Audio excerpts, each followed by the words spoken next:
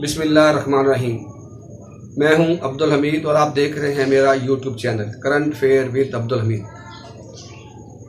नाजरीन, आज चंद दो चार मौज़ूआत पर बात करेंगे।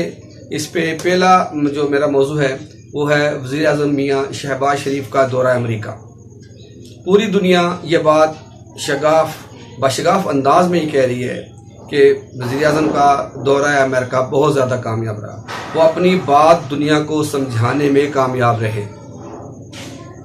उनकी अक़वाम मुत्तहिदा की जो तकरीर थी उस पर भी बहुत से व्यूज़ पूरी दुनिया ने दिए कि ये कामयाब दौरा था। लेकिन पीटीआई का वही रोना धोना, पीटीआई का सोशल वर्कर्स का वही सोशल मीडिया पे शोर करना कि ये प्राइम मिनिस्टर की तकरीर कोई इतनी अच्छी नहीं थी, ये तो खान साहब की लिखी तकरीर थी जो इन्होंने पढ़ दी। क्या दुनिया पागल है? जो आप जो बात कहेंगे वही मानी जाएगी।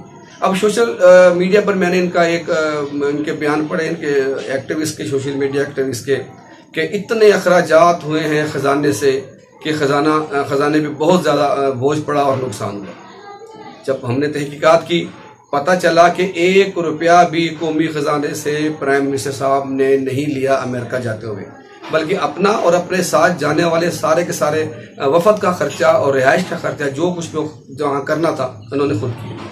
फिर उनको मुंह की कहानी पड़ी। मेरी गुजारिश है पीटीआई के सोशल वर्कर से, मीडिया से, कि आप बेशक तनकीद करें, लेकिन जहां मुल्की मफाद आ जाए वहां तो सोच के बात किया करें।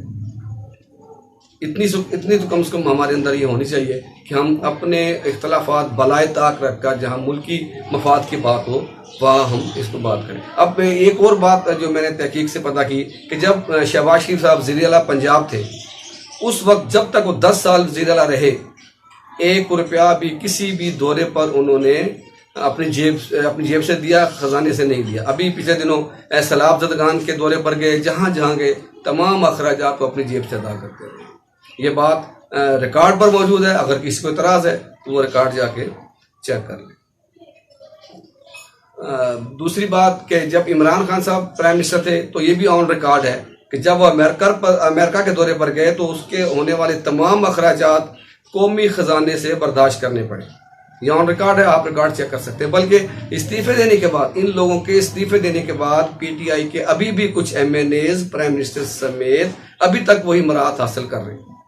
तो आप इल्ज़ाम लगाते हैं शहबाज शरीफ पर, तो जहाँ इल्ज़ाम लगे, जहाँ लगाना है वहाँ ज़रूर लगाएं, लेकिन जहाँ मुल्की मफाद की बात आ जाए वहाँ कम से कम थोड़ा सोच समझ के बात करना चाहिए। अभी लाहौर का वाक़या मैं मुख्तलिफ चैनल पर भी सुन रहा था कि वहाँ रोडा प्रोजेक्ट एक चल रहा है जो हमारे इमरान खान साहब की ज़ेर सरपरस्ती चल रहा है। वहाँ पर बहुत सारे हारियों की ज़मीनों को ज़बरदस्ती औने पौने दांव ख़रीदा जा रहा है और फिर उनको वहाँ पर हाउसिंग प्रोजेक्ट बनाए जाएंगे और वहाँ पर जो है कमर्शियल प्लाजे बनाए जाएंगे और अरबों खरबों रुपया उससे कमाया जाएगा। लेकिन वो जो मुतासरीन हैं, जिनकी वो ज़मीन है, वो किसी सूरत भी अपनी ज़मीन को नहीं देना चाहते।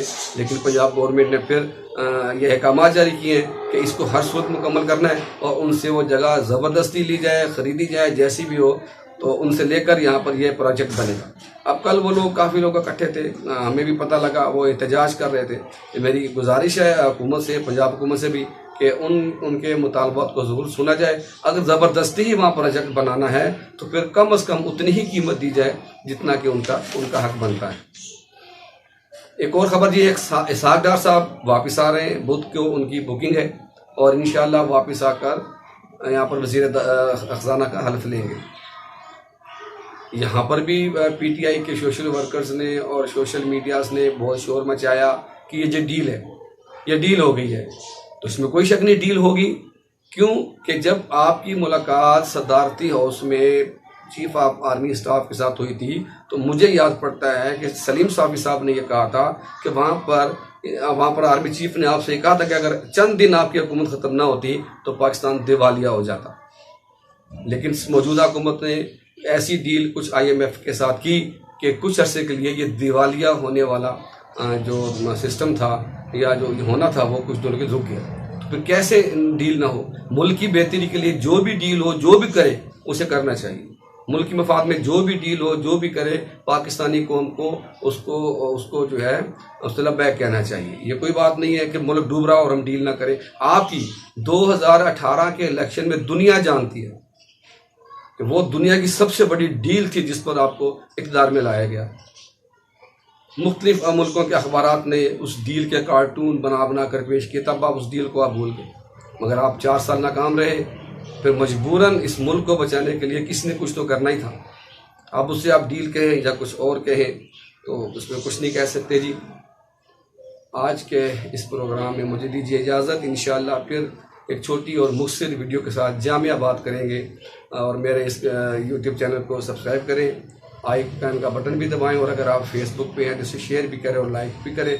इंशाअल्लाह फिर मुख्तलिफ इश्यूज़ पर बात करने के लिए फिर हाज़िर होंगे। अपना ख्याल रखिएगा। अल्लाह हाफिज़, खुदा हाफिज़, पाकिस्तान जिंदाबाद।